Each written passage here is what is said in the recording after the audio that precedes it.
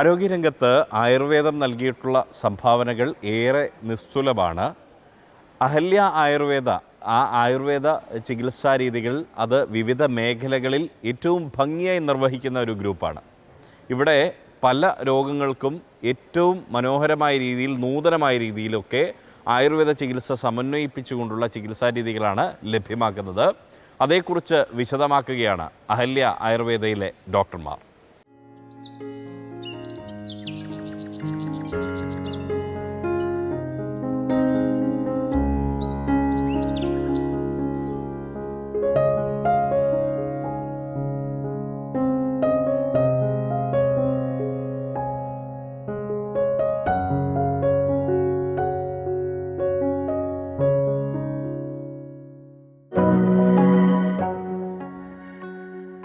അഹല്യ എന്ന് വെച്ചാൽ ഒരു 1980s ഞങ്ങളുടെ ചെയർമാൻ ഡോക്ടർ VS ഗോപാൽ അബുദാബിയിൽ പോയിട്ട് അബുദാബിയിൽ തുടങ്ങിയ സ്ഥാപനമാണ് അഹല്യ എന്ന് പറയുന്നത്. ചെറിയ പോളിക്ലിനിക്ക് തുടങ്ങിയതാണ്. അത് പിന്നെ വളരെയധികം മുമ്പോട്ട് പോയി പന്തലിച്ച് ഇന്ന് അബുദാബിയിലത്തെ ഒരു മേജർ ഹെൽത്ത് ഒരു ഡെസ്റ്റിനേഷനാണ് അഹല്യ. അതിൻ്റെ കൂടെ തന്നെ പിന്നെ കേരളത്തിലേക്ക് വന്നിട്ട് കേരളത്തിൽ ധാരാളം ഹോസ്പിറ്റൽസ് തുടങ്ങി. പിന്നെ പാലക്കാടിൽ ഇവിടെ വന്നിട്ട് ഇവിടെ ഒരു അഹല്യ സെൻറ്റർ തുടങ്ങിയിട്ട് ഇവിടെ Ahalya health heritage and knowledge village എന്നൊരു സ്ഥാപനമാണ് ഇവിടെ നമ്മൾ നടത്തുന്നത്. ഇവിടെ നമുക്കിപ്പം അഹല്യ മെഡിക്കൽ കോളേജ് ഉണ്ട്, ആയുർവേദ മെഡിക്കൽ കോളേജ് ഉണ്ട്, നമുക്കൊരു മെഡിസിൻ മാനുഫാക്ചറിങ് യൂണിറ്റ് ഉണ്ട്, നമുക്കൊരു പ്ലാന്റേഷൻ ഉണ്ട്. അതുകൂടാണ്ട് തന്നെ അഹല്യ ആയുർവേദ എന്ന കോൺസെപ്റ്റ് അഹല്യ വെൽനെസ് ഇത് നമുക്ക് ആയുർവേദിക് സെൻറ്റേഴ്സ് അബുദാബിയിലും ഉണ്ട്. ഇതൊരു ലോകത്തിൽ തന്നെ അഹല്യ വെൽനെസ് മുമ്പോട്ട് കൊണ്ടുപോകാൻ വേണ്ടിയാണ് നമ്മൾ ശ്രമിക്കുന്നത്. പിന്നെ ഈ ക്യാമ്പസിൽ നമുക്ക് ധാരാളം എഡ്യൂക്കേഷൻ ഇൻസ്റ്റിറ്റ്യൂഷൻസ് ഉണ്ട്, engineering colleges, MBA colleges, modern medicine hospitals, പിന്നെ ഒരു CBSE സ്കൂളുണ്ട്. ഇതിൻ്റെ ഏറ്റവും നൂതനമായിട്ടുള്ളൊരു ഹെറിറ്റേജ് വില്ലേജും ഉണ്ട്. ഡൈയിങ് ആർട്സ് ഓഫ് കേരള ഇതിനെ പോഷിപ്പിക്കാൻ വേണ്ടിയും പിന്നെ ധാരാളം ടെമ്പിൾ ആർട്സ് പ്രൊമോട്ട് ചെയ്യാൻ വേണ്ടി നമുക്കൊരു അഹല്യ ഹെറിറ്റേജ് വില്ലേജ് ഉണ്ട്. അതുകൊണ്ട് തന്നെ ഈ ഒരു Ahalya health heritage knowledge village എന്ന് പറയുന്നത് ഒരു യുണീക്ക് കോൺസെപ്റ്റാണ്. കേരളത്തിലും എനിക്കൊന്ന് ഇന്ത്യയിൽ തന്നെ എവിടെ ഇങ്ങനത്തെ ഒരു കോൺസെപ്റ്റ് കാണത്തില്ല. ഇതൊരു ഫുൾ ഫ്ലെഷ്ഡ് ആയുർവേദിക് സെൻ്ററാണ്. ഇപ്പോൾ ഇവിടെ നമുക്കിപ്പോൾ ഒരു ചില അസുഖങ്ങൾ മാത്രമല്ല ചികിത്സിക്കുന്നത്, കംപ്ലീറ്റ് നമുക്കിപ്പോൾ മെഡിക്കൽ കോളേജിലെ എല്ലാ ഡിപ്പാർട്ട്മെൻറ്റും, ശല്യ ഡിപ്പാർട്ട്മെൻറ്റ്, നമ്മുടെ കായ ചികിത്സ ഡിപ്പാർട്ട്മെൻറ്റ് എല്ലാം തന്നെ ഫങ്ഷനിങ് ഉണ്ട്. അപ്പോൾ അതുകൊണ്ട് തന്നെ gastritis, ulcers, female related disorders, liver, kidney, അതുപോലെ തന്നെ നമ്മുടെ ആർത്രൈറ്റിസ്, നമ്മുടെ ഏറ്റവും കൂടുതൽ വരുന്ന ലംബാർ പെയിൻസ്, നടുവേദന, മുട്ടുവേദന, ഇതെല്ലാം തന്നെ ഇവിടെ നമ്മൾ വളരെ പ്രൊഫഷണലായിട്ടും വളരെ സയൻറ്റിഫിക്കായിട്ടും ചികിത്സിക്കുന്നുണ്ട്. ഇതൊരു full fledged ayurvedic medical college cum hospital, അതുകൊണ്ട് തന്നെ വെൽനസ് സെൻറ്ററും കൂടെയാണ്. ഫസ്റ്റ് ഓഫ് ഓൾ നടുവേദന എന്തെന്നുള്ളത് നമ്മൾ മനസ്സിലാക്കണം. ഈ നടുവേദന പല പല ടൈപ്പിൽ നമുക്കുണ്ടാകാം.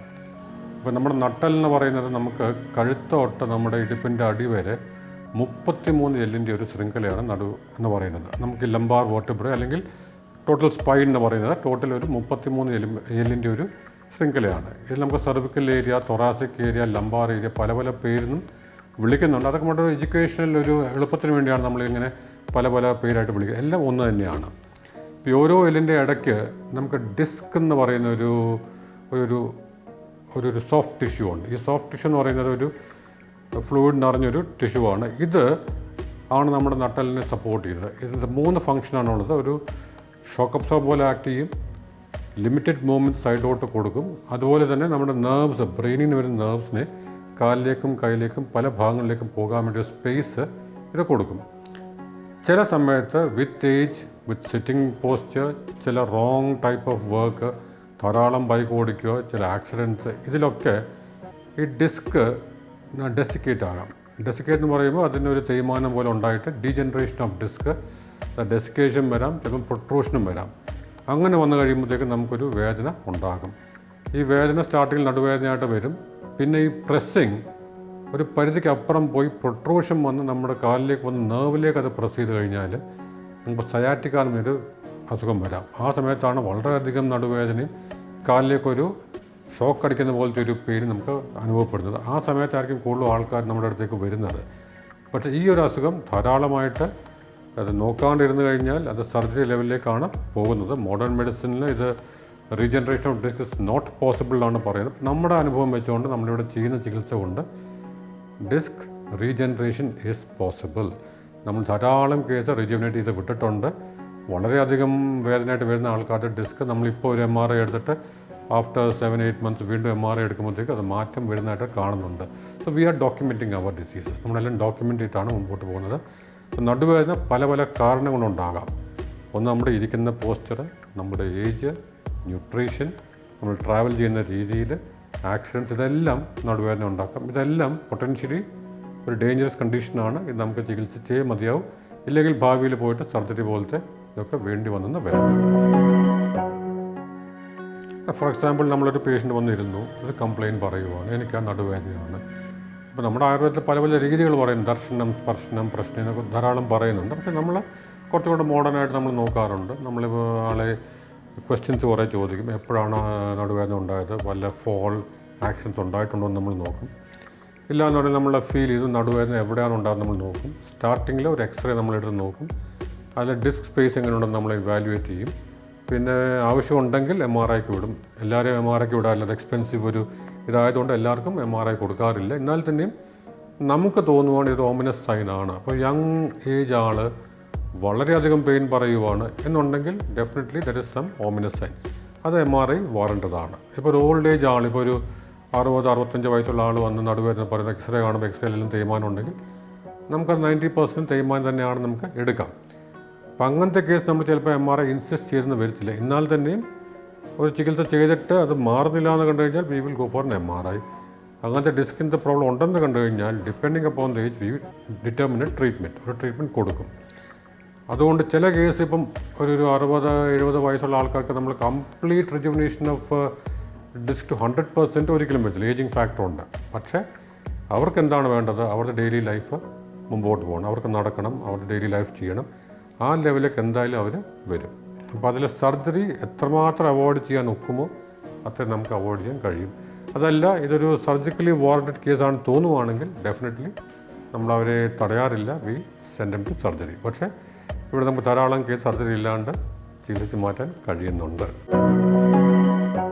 ഈ കഠിനമായ വേദന ഇപ്പോൾ ചില യങ് പീപ്പിൾക്കും വരാം. ഇപ്പോൾ ഡിസ്ക് വന്ന പ്രസ്താവന സമയത്ത് കഠിനമായ വേദന വന്നെന്ന് വരാം. പക്ഷേ അതിന് എവറിത്തിങ് ഇസ് നോട്ട് വാറണ്ടഡ്. ഇപ്പം ഒരു ആക്സിഡൻറ്റിൽ ഡിസ്ക് പ്രൊലാപ്സിന് കണ്ടീഷൻ വരിക, ഡിസ്ക് ഫുൾ ഔട്ടിലേക്ക് വന്ന് ഞരമ്പങ്ങ് പ്രസ് ആവുകയാണെങ്കിൽ ഇത് വേദന മാത്രമല്ല, ചില സമയത്ത് ഈ പ്രസ് ചെയ്ത് കാലിലേക്കുള്ള ഞരമ്പ് കംപ്ലീറ്റ്ലി കംപ്രസ് ചെയ്തിട്ട് കാലിലേക്കുള്ളൊരു ആ ഒരു പാരാലിസിസ് പോലും വരാൻ സാധ്യതയുണ്ട്. അപ്പം അങ്ങനത്തെ കേസിൽ കണ്ടു കഴിഞ്ഞാൽ ഡെഫിനറ്റ്ലി സർജറി ചെയ്യണം. പക്ഷേ ഹാപ്പിലി അല്ലെങ്കിൽ ലക്കിലി 90% അങ്ങനെയല്ല വരുന്നത്. അല്ലെങ്കിൽ ഏജിങ് ഫാക്ടേഴ്സിൻ്റെ ഭാഗമായിട്ട് വരുന്നത് 90% ഓഫ് കേസസ് നമുക്ക് മാനേജ് ചെയ്യാവുന്ന കേസ് തന്നെയാണ് വരുന്നത്. ഇപ്പോൾ 10% വരും. അതിപ്പോൾ നമുക്ക് അങ്ങനത്തെ കേസ് ഐഡൻറ്റിഫൈ ചെയ്യുക, അതിനുവേണ്ടി ഓർത്തോ സർജൻസ് നമുക്ക് തന്നെ ഉണ്ട്, അങ്ങോട്ട് വിടുക എന്നുള്ളതാണ് ചെയ്യുന്നത്. പക്ഷേ 90% നമ്മൾ പോപ്പുലേഷൻ എടുക്കുകയാണെങ്കിൽ എപ്പോഴും പെർസെൻറ്റേജ് കണക്കാണ്.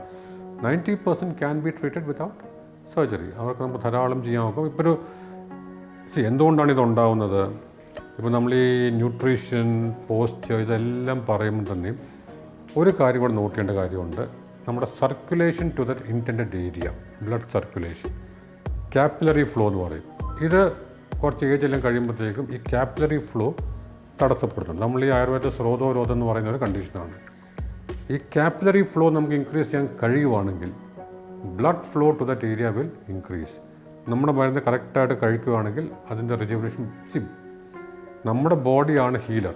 ഏറ്റവും biggest healer in the world ഏതാണ്? നമ്മുടെ ബോഡിയാണ്. നമുക്കൊരു അസുഖം ഉണ്ടാവുകയാണെങ്കിൽ നമ്മൾ അനങ്ങാണ്ട് കുറച്ച് കടന്നു കഴിഞ്ഞാൽ ബോഡി തന്നെ അതിനെ ചികിത്സിക്കും. നമ്മൾ ചെയ്യേണ്ട ഇത്രയേ ഉള്ളൂ, അതിനെ ചികിത്സിക്കാനും ഹീൽ ചെയ്യാനുള്ള അവസരം കൊടുക്കുക. ആ ബ്ലഡ് വെസൽസിനെ ഒന്നും കൂടെ ഒന്ന് ഡെവലപ്പ് ചെയ്യുക, കറക്റ്റ് മരുന്ന് കൊടുക്കുക.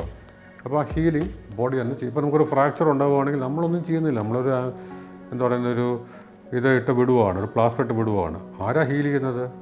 ബോഡിയാണ് ഹീൽ ചെയ്യുന്നത്. അതുപോലെ തന്നെ ഇങ്ങനത്തെ കേസുകൾക്കും ബോഡിക്ക് അറിയാം എങ്ങനെയാണ് ചെയ്യേണ്ടത്. നമ്മുടെ മരുന്നും നമ്മളിതും കൂടെ ഇറ്റ് അസിസ്റ്റ് ദ ബോഡി, അല്ലാണ്ട് നമ്മളതിൽ സ്പെഷ്യലി വേറെ ചെയ്യുന്നില്ല. We are assisting the body heal itself. അതാണ് ഇതിൻ്റെ ഏറ്റവും വലിയ ബ്യൂട്ടി എന്ന് പറയുന്നത്.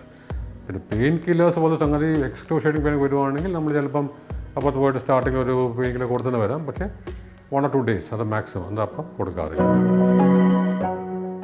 വ്യായാമം, എക്സർസൈസ്, ഇതിന് നേരെ ഓപ്പോസിറ്റ് പറയാം. അമിതമായ വ്യായാമം. ഇപ്പം ജിമ്മിലൊക്കെ ഒരാൾ ചുമ്മാ പോയിട്ട് ഇൻസ്ട്രക്ടർ ഇല്ലാണ്ട് അങ്ങ് തുടങ്ങുവാണ്. ഇപ്പം അവിടെ പോയിട്ടൊരു എൻതൂസിയാസം അങ്ങ് വിത്തൗട്ട് ഇൻസ്ട്രക്ടർ അങ്ങ് എക്സസൈസ് ചെയ്യാൻ തുടങ്ങും. ഇത് ശരിക്കും തെറ്റാണ്. നമുക്ക് എപ്പോഴും ഒരു ഇൻസ്ട്രക്ടറിൻ്റെ കീഴിൽ മാത്രമേ ജിമ്മിലൊക്കെ പോകാൻ പാടുള്ളൂ. അപ്പം എക്സർസൈസ് കൂടുതൽ ചെയ്ത് കഴിഞ്ഞാലും it is not good for you. ഇപ്പോൾ നമ്മൾ ആ ഒരു കറക്റ്റ് മസിൽസിന് കൊടുക്കുന്ന എക്സസൈസ് വേണം ചെയ്യാൻ. അതാണ് വളരെ വളരെ ഇമ്പോർട്ടൻറ്റ്. പിന്നെ നടുവേദന വന്നു കഴിഞ്ഞാൽ ആ ഡിസ്കിനെ ഒന്ന് എക്സ്റ്റെൻഡ് ചെയ്യാൻ വേണ്ടി നമ്മൾ ചില എക്സസൈസ് പറയും. ഇതെല്ലാം സ്ട്രെച്ചിങ് ടൈപ്പ് എക്സസൈസാണ്. ബോഡി വെയ്റ്റ് നമ്മുടെ നടുവിലോ മുട്ടിലോ കൊടുത്തുകൊണ്ട് കൂടുതൽ എക്സസൈസ് ചെയ്യാൻ പാടില്ല. എന്നാലും സ്ട്രെച്ചിങ് എക്സസൈസ് ഉണ്ട്. യോഗയായിരിക്കും ഏറ്റവും ബെസ്റ്റ് എക്സർസൈസ്. പിന്നെ ചില സ്ട്രെച്ചിങ്, ഇപ്പോൾ നമ്മളിപ്പോൾ ജിമ്മിൽ പോവുകയാണെങ്കിലും നല്ല ഇൻസ്ട്രക്ടർ ഉണ്ടെങ്കിൽ സ്ട്രെച്ചിങ് ടൈപ്പ് എക്സസൈസ് പറയും. അങ്ങനത്തെ എക്സസൈസ് ചെയ്യുന്നതായിരിക്കും ഈ ഒരു കണ്ടീഷനിൽ ഏറ്റവും നല്ലത്. അല്ലാണ്ട് വയലൻറ്റ് എക്സസൈസ് നടുവേദനയ്ക്ക് നല്ലതല്ല. അപ്പോൾ നമ്മളെപ്പോഴും സ്ട്രെച്ച് ചെയ്യുക, യോഗ ചെയ്യുക, കഴിവതും നമ്മുടെ ആ നട്ടലിൻ്റെ ആ സ്പേസ് കൂട്ടാൻ നോക്കുക. പിന്നെ സ്റ്റാർട്ടിങ് കേസുകളിൽ നടുവേദനയുള്ള ആൾ നമ്മൾ ബെൽറ്റ് ഇടാൻ പറയും. ആ ബെൽറ്റ് എന്ന് വെച്ചാൽ അസുഖം മാറുന്ന സാധനമൊന്നുമല്ല, ഇറ്റ് വോണ്ട് ക്യൂർ യു. അതിൻ്റെ മെയിൻ ഉദ്ദേശം എന്ന് വെച്ചാൽ നമ്മുടെ നടുവിനെ റെസ്റ്റ് കൊടുക്കുക എന്നുള്ളതാണ്. നമ്മുടെ അപ്പർ ബോഡി വെയ്റ്റ് നടുവിൽ വരാണ്ട് നോക്കുക എന്നുള്ളതാണ്. പിന്നെ ബോഡി അത് ഹീൽ ചെയ്തു. രണ്ട് മുട്ടിൻ്റെ ഇടയ്ക്കൊരു കാർട്ടിലേജ് ഉണ്ട്. അതിനെ മെനിസ്കസ് എന്ന് പറയും. പിന്നെ അതിൻ്റെ ഇടയ്ക്കൊരു സൈനോവിൽ ഫ്ലൂയിഡ് ഉണ്ട്. ഇത് ഡീജനറേറ്റ് ആയി പോകുന്നതിൻ്റെ കാരണമാണ് മുട്ടുവേദന. എന്നാലും മുട്ടുവേദന നിറയെ ടൈപ്പ് ഉണ്ട്. മുട്ടുവേദന ബർസൈറ്റിസ് എന്ന് വരാം, അതിൻ്റെ ലിഗ്മെൻറ്റ് പെയിൻസ് കൊണ്ട് വരാം, ടെൻഡൻസിൻ്റെ പെയിൻ കൊണ്ട് വരാം, പിന്നെ തേയ്മാനം കൊണ്ട് വരാം. അപ്പോൾ ധാരാളം റീസൺസ് ഉണ്ട്. അപ്പോൾ ഏറ്റവും കൂടുതൽ നമ്മളിപ്പോൾ ചെറുപ്പക്കാർക്ക് പെട്ടെന്നൊരു മുട്ടുവേദന വന്നു, അതൊരു വീക്കമുണ്ട്, അതൊരു ചൂടുണ്ട്, ഇങ്ങനത്തെ കേസ് ആകുമ്പോഴത്തേക്കും അത് തേയ്മാനത്തിൽ കൂടുതൽ ജാസ്തിയായിട്ട് നമുക്കത് ചിലപ്പോൾ ഒരു ഇൻഫെക്ഷൻ അല്ലെങ്കിൽ ഒരു ബർസൈറ്റിസ് അങ്ങനത്തെ ലെവലിലേക്കാകാൻ ചാൻസ് കൂടുതലാണ്. അപ്പോൾ അങ്ങനത്തെ കേസുകളിൽ നമ്മൾ ചികിത്സാ രീതി മാറും. ഏജ് കഴിയുമ്പോഴത്തേക്കും ഈ പറഞ്ഞ ഡീജനറേഷൻ ഉണ്ടാകുന്ന കേസിൽ നമുക്ക് ധാരാളം മരുന്ന് കൊടുത്ത് ഡീജൻ മാറ്റാൻ നോക്കും. അതിൽ നമുക്ക് ഡോക്യുമെൻ്റ് കേസുണ്ട്. ശരിക്കും ആ സ്പേസ് ഇമ്പ്രൂവ് ആയി മുട്ട് മാറ്റി വെക്കണമെന്ന് പറഞ്ഞ കേസ് തന്നെ ഒരു കുഴപ്പമില്ലാണ്ട് ആൾക്കാർ നടക്കുന്ന കേസുണ്ട്. ലിഗമെൻ്റൽ ഡാമേജ്, ഇപ്പം ചില ബാഡ്മിൻ്റൺ പോലത്തെ കളിക്കുന്ന ആൾക്കാർ, ഇപ്പോൾ ഏറ്റവും കൂടുതൽ ലിഗമെൻറ്റ് ഡാമേജ് ഉണ്ടാകുന്നൊരു കളിയാണ് ബാഡ്മിൻ്റൺ. ഈ പ്രൊഫഷണൽ ബാഡ്മിൻ്റൺ പ്ലെയേഴ്സ്, അതായത് ഇൻ്റർനാഷണൽ കളിക്കുന്ന ആൾക്കാർ തന്നെ ഒരു 28 വയസ്സാകുമ്പോഴത്തേക്ക് കളി നിർത്തും. പിന്നെ അത് മുമ്പോട്ട് പോകാറില്ല. പിന്നെ കളിക്കുമ്പം അവർ മൈനറായിട്ട് പ്രൊഫഷണൽ കളി കളിക്കത്തില്ല. അങ്ങനെ കളിക്കുന്നുണ്ടെങ്കിൽ പോലും നീയിൽ നല്ല പ്രൊട്ടക്ഷൻ വെച്ച് വേണം കളിക്കാൻ. ഇപ്പോൾ ഏറ്റവും കൂടുതൽ ആൻറ്റീരിയർ ക്രൂഷ്യൽ ലിഗ്മെൻറ്റ് ഡാമേജ് എനിക്കിവിടെ വന്നിട്ടുള്ളത് ബാഡ്മിൻ്റൺ കളിച്ച് തന്നെയാണ് വന്നിട്ടുള്ളത്. ഇഷ്ടംപോലെ പിള്ളേരെ ധാരാളം ലിഗ്മെൻറ്റ് കട്ടായിട്ട് വന്ന് പറയും. പിന്നെ ചില ഹോസ്പിറ്റൽ ലിഗ്മെൻറ്റ് സർജറി ചെയ്യാൻ പറയും. എനിക്ക് ധാരാളം കേസ് ഇവിടെ വിത്തൗട്ട് സർജറി ശരിയായിട്ടുണ്ട്. പല ആൾക്കാർ ക്വസ്റ്റ്യൻ ചെയ്യും, വിത്തൗട്ട് സർജറി എങ്ങനെ മാറും? ലിഗമെൻ്റ് അല്ലേ, കട്ടായി പോയതല്ലേ, ഇത് എങ്ങനെ മാറും? പക്ഷേ ലിഗമെൻറ്റ് ഹീലിംഗ് ഫൈബ്രോട്ടിക് ടിഷ്യൂ ബോഡിക്ക് ഫോം ചെയ്യാൻ കഴിയും. അത് 6 മാസം എടുക്കും, 6-7 മാസം എടുക്കും. പക്ഷേ ഹീൽ ബി ഓക്കെ, അത് കുഴപ്പമൊന്നുമില്ല. അങ്ങ് ഇഷ്ടം പോലെ കേസ്, നമുക്ക് പേര് പറയുന്നില്ല. ഇപ്പോൾ ഒരാളിപ്പോൾ സ്വീഡനിൽ ജോലി ചെയ്യുന്നുണ്ട്, കംപ്ലീറ്റ്ലി കട്ടായിട്ട് ഓപ്പറേഷൻ ചെയ്യാൻ പറഞ്ഞൊരു കേസാണ്. അത് നമ്മുടെ മരുന്ന് കഴിച്ചു, നമ്മുടെ കോയമ്പത്തൂരിലെ ഹാഫ് മാരത്തൺ ഓടി, ഇപ്പം സ്വീഡനിലെ വോൾവോ കമ്പനിയിൽ ഈസ് വർക്കിംഗ്. അപ്പം ഒരു കുഴപ്പവും ഉണ്ടായിട്ടില്ല. അപ്പം അങ്ങനെ ധാരാളം കേസുകൾ നമുക്ക് കാണിക്കാൻ നോക്കും.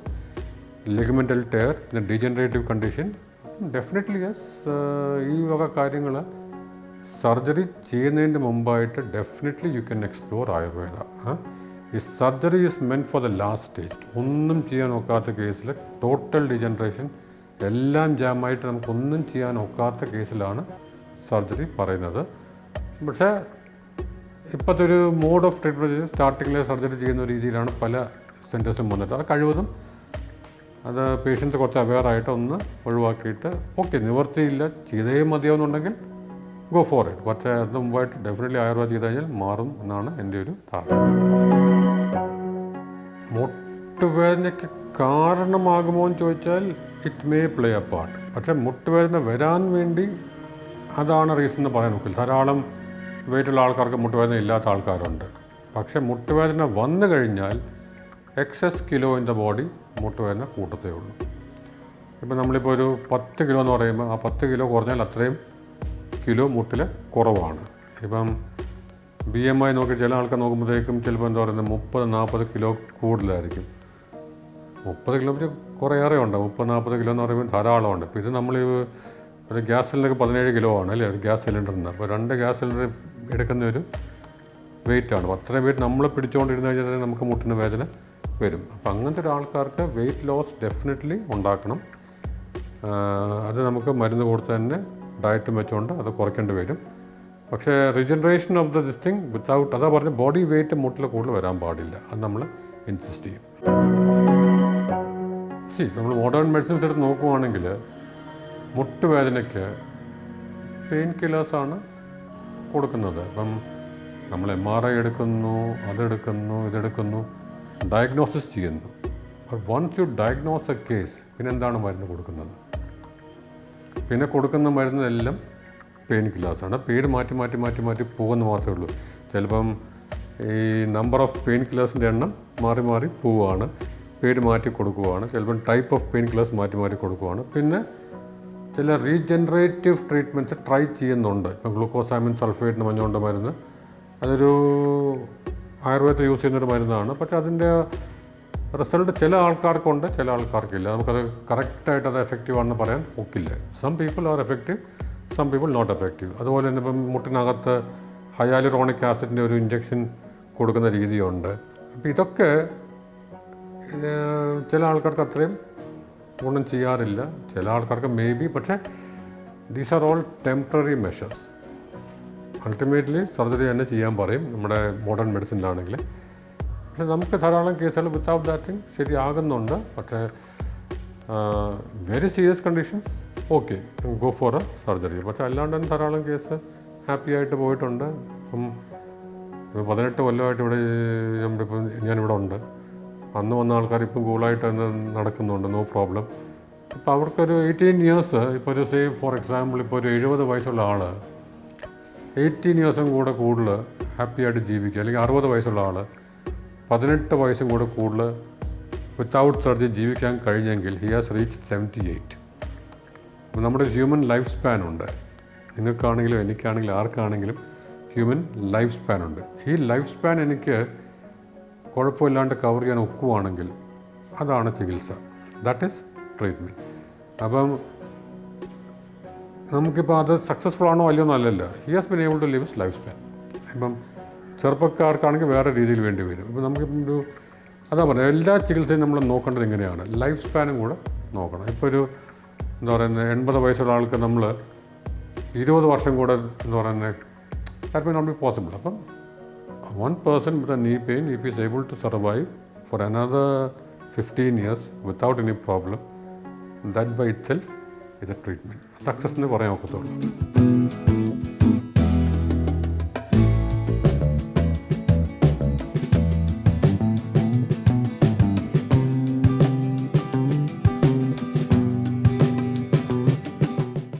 പ്രസവാനന്തര ചികിത്സയുടെയും പ്രസവരക്ഷയുടെയും പ്രാധാന്യം ഏറെ വലുതാണ്.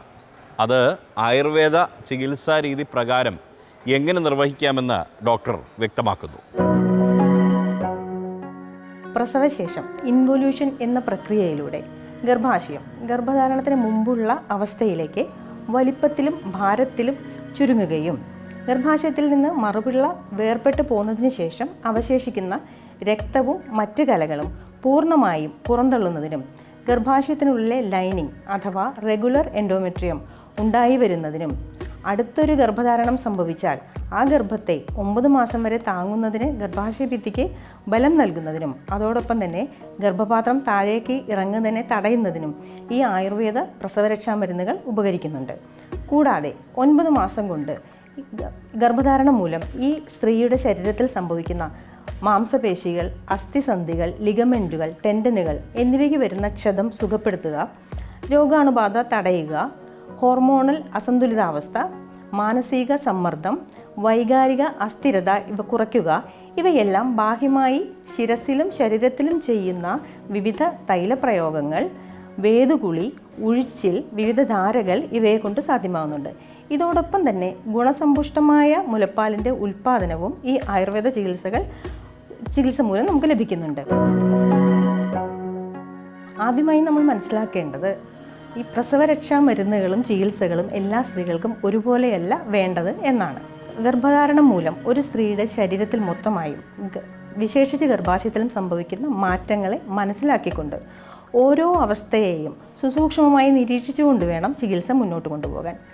വളരെയധികം ഘടകങ്ങളെ വിലയിരുത്തിയാണ് ഓരോ ആയുർവേദ വിദഗ്ധനും ഓരോ സൂതികയ്ക്കും ഓരോ ഘട്ടത്തിലും ചികിത്സ നിശ്ചയിക്കുന്നത്.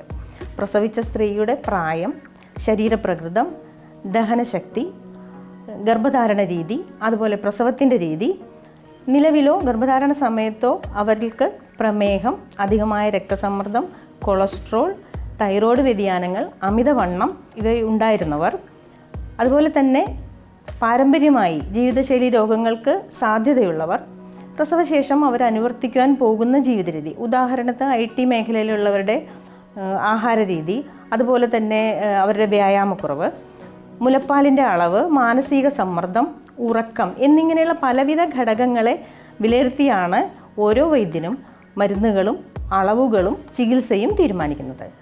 സാമാന്യമായി സുഖപ്രസവമാണെങ്കിൽ 4-ാം ദിവസം മുതൽ നമുക്ക് ആയുർവേദ പ്രസവരക്ഷ ആരംഭിക്കാവുന്നതാണ്. എപ്പിസിയോട്ടമി സ്റ്റിച്ച് ഉണങ്ങുന്നത് വരെ തൈലപ്രയോഗം ഒഴിവാക്കാം.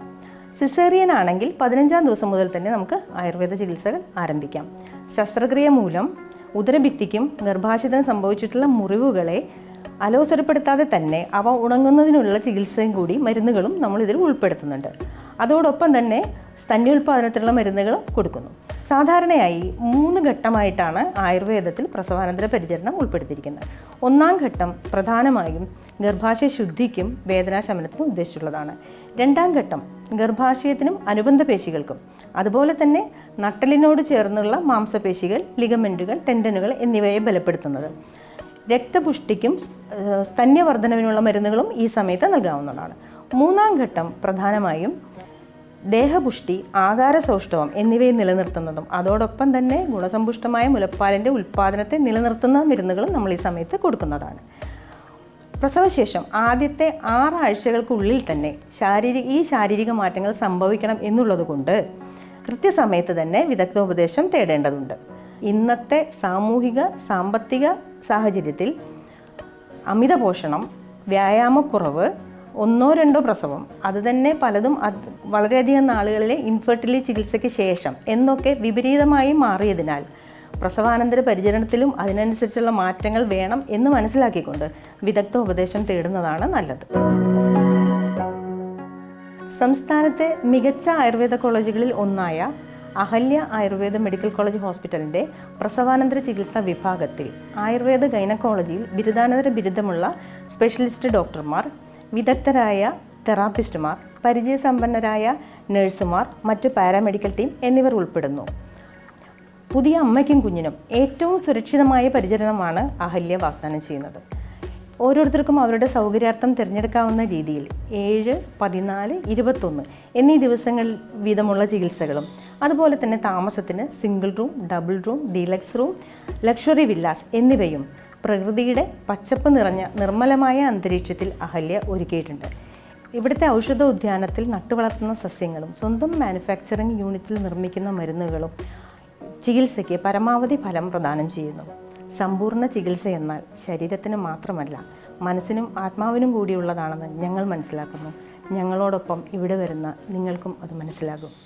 ഈ വർത്തമാന കാലഘട്ടത്തിലും അലോപ്പതി പോലെ തന്നെ പ്രധാനമാണ് ആയുർവേദ ചികിത്സയും. അതിന് പ്രിയമേറുന്ന ഒരു കാഴ്ച കൂടിയാണ് അഹല്യ ആയുർവേദ ഹോസ്പിറ്റലിൽ നിന്നുൾപ്പെടെ നമുക്ക് കാണാൻ കഴിയുന്നത്. നമ്മുടെ ജീവിതശൈലി നമ്മൾ മനോഹരമായി നിലനിർത്തുക, ഒപ്പം ചികിത്സാ രീതികൾക്ക് കൃത്യമായി ഡോക്ടർമാരെയെല്ലാം തന്നെ സമീപിച്ചുകൊണ്ട് കൃത്യമായ രീതിയിൽ ജീവിത നിലവാരം വെച്ച് പുലർത്തുക. അങ്ങനെയാവട്ടെ നമ്മുടെ ആരോഗ്യ സംരക്ഷണം. നമസ്കാരം.